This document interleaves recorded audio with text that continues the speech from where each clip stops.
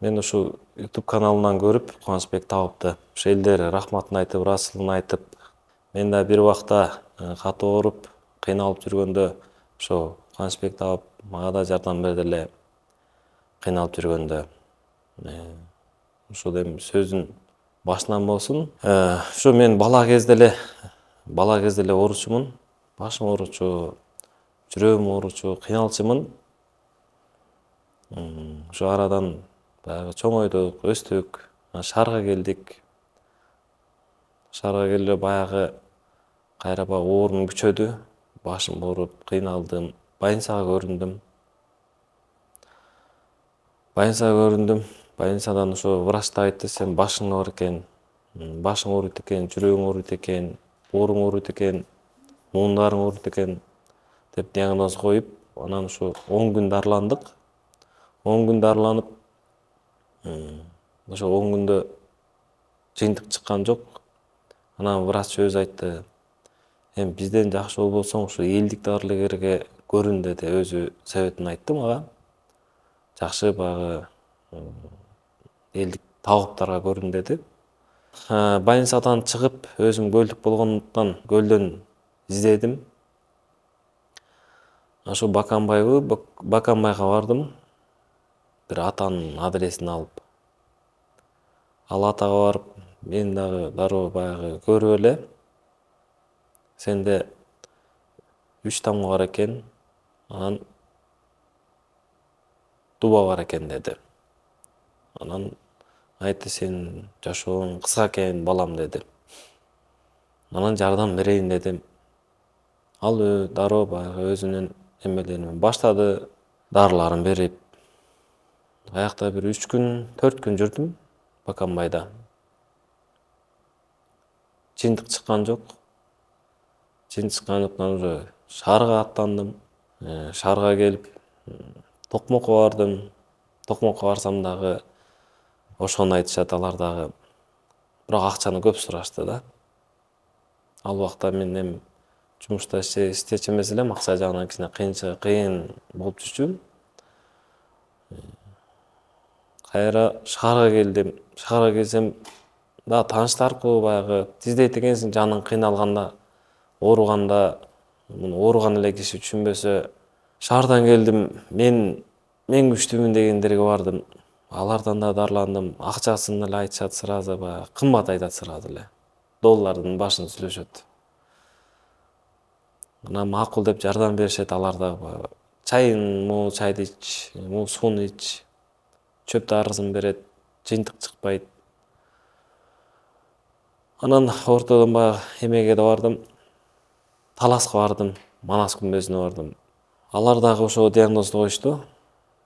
Сен жашаганыңа бир аз эле убакыт калган экен, 3 ай, максимум 3 ай, 6 ай ушундай калды деди.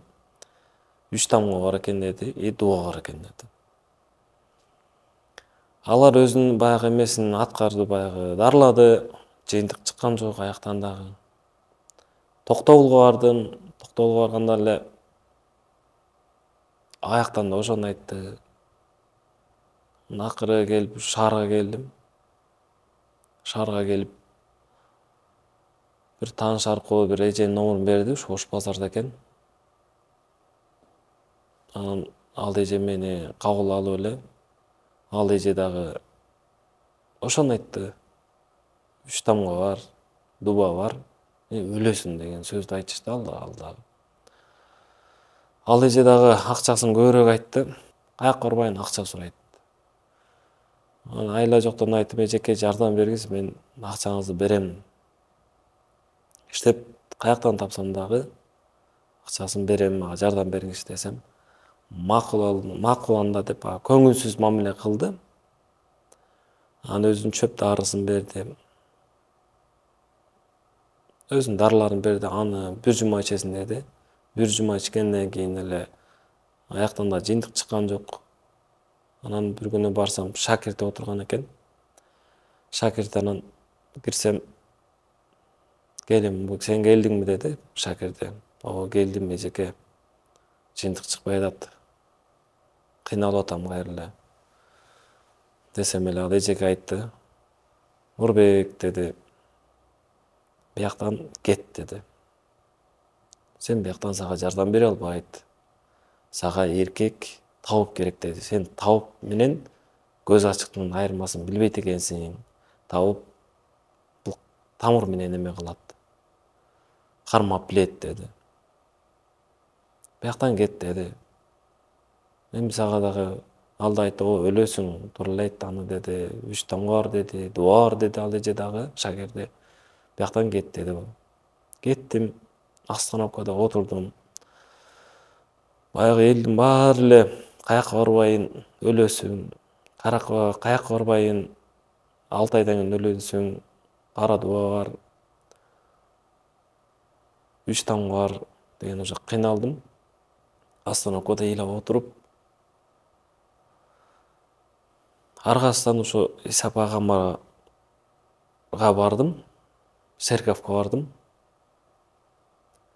Баягы церковко бардым, кыйналгандан эч жерден баягы жардам таппаганымдан ошо Исап агамга бардым.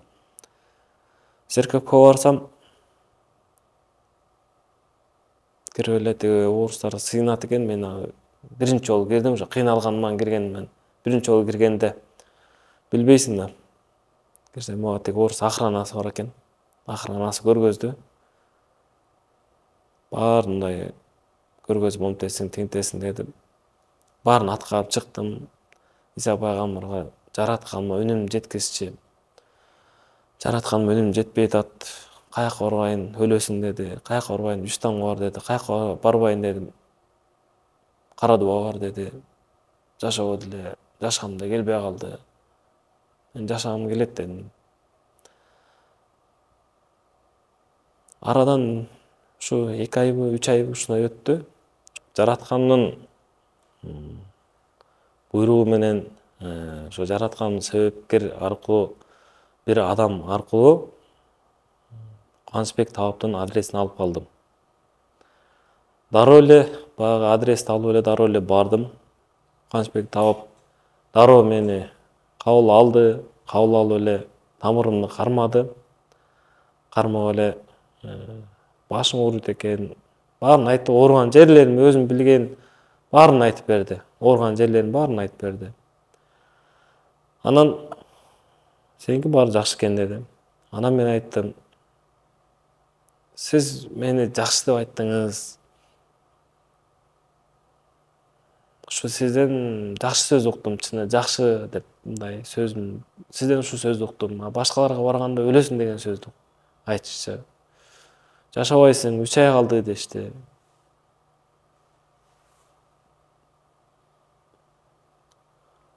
Анан жашоого умтулдум. Анан биринчи жолу ушу Кубанычбек Табап айтты да, мен жашайсың деп. Анан ошондон кийин мен Кубанычбек Табапка айттым. Элдин баары мени өлөсүң дечи эле, сиз мени жашайсың деди. Сизди ата десем болобу дедим. Анан ошондон кийин ушу ата деп калдым. 1 жыл дарыландым. 1 жыл дарыланып, баягы оору жок, кыйналганым жок, жакшы болдум. Баягы кыйналчумун, уктаганда дагы анын баары жок, уйкум тынч, жашоого умтулум огуш бетер күчөдү, жашагым келди. Кудайга шүгүр, жаратканыма чексиз шүгүр, ушу Кубанычбек Табапты жолуктурганына, жаратканыма миң бирден шүгүр кылам. Ошо атамдын батасы менен, атамдын дубасы менен ушу үйлөндүк, жайландык. Анан бир убакта келинчегимди врачтар төрөбөйсүң деди. Анан дароо эле атама бардык. Атама келинчегимди алып барсам, жок, төрөйт деди. Азыр Кудайга шүгүр, 4 уулум бар. Жаратканыма чексиз шүгүр кылам. Ошо Кубаныч атамдын, Салим апамдын өмүрлөрү узун болсун, көп жашасын. Ушу элге ооруган адамдарга жардам берип жүрө берсин, жаратканым күч кубат берсин. Ушу мендей кыйналып жүргөндөргө ошо жардам берип жүрө берсин.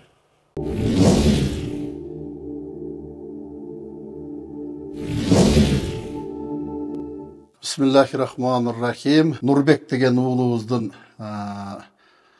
диагнозу боюнча мен өзүмдүн көргөндөрүмдү, ой пикиримди, дарылаганымды, кандай диагноз менен келди, кандай леченияларды алган, ошолор тууралуу бир далил маалыматтарды айтып берейин. 2014-жылы келиптир. Врачтардын диагнозу боюнча нерв оорусу, психический нарушение бар деп дарылаган экен.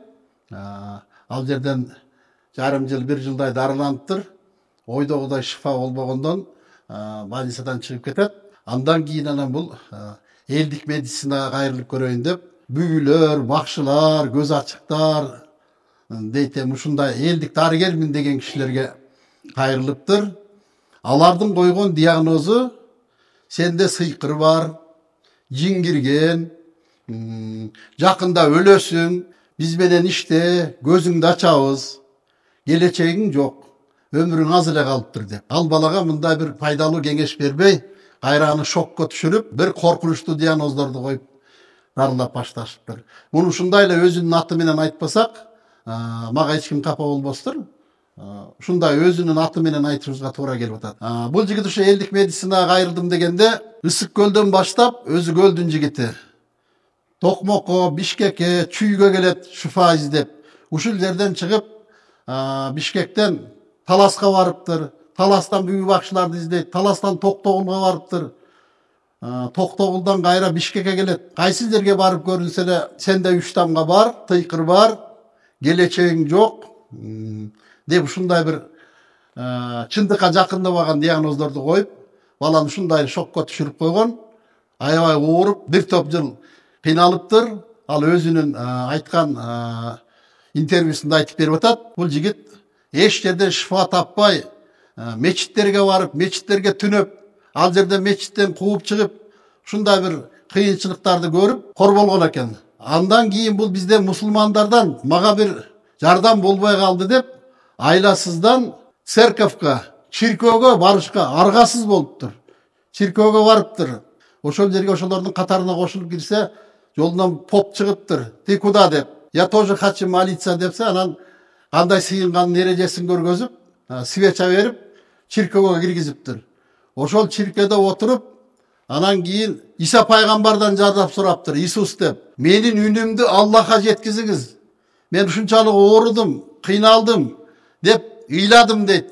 1 саат отурдум чиркөөдө дейт. Чөк түшүп отуруп алып, Иса пайгамбардан жардам сурадым дейт. Кудай таалам ошол жигиттин үнү 6 айдан кийин жетиптир. 6 айдан кийин бир адам себепкер болуп калып, ана биздин даректи бериптир.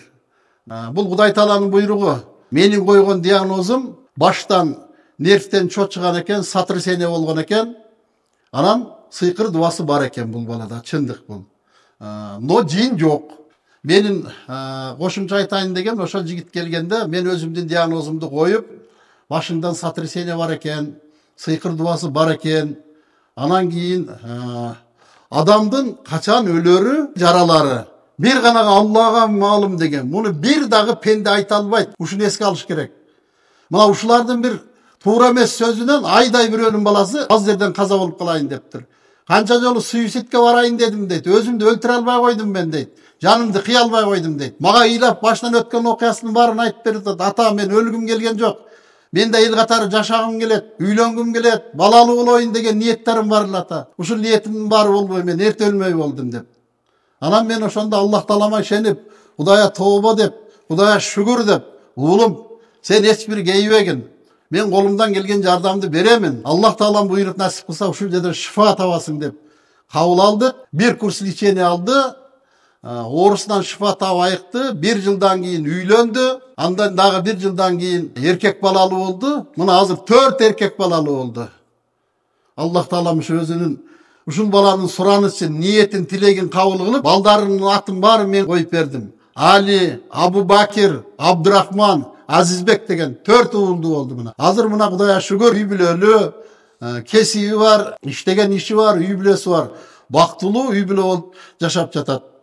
Бул Кудай Тааламдын буйругу, бардык мактоолор, алкышка жалгыз гана Аллах Таалам татыктуу. Биз Аллахтын өкүмүн аткарган bir пендебиз, себепкер.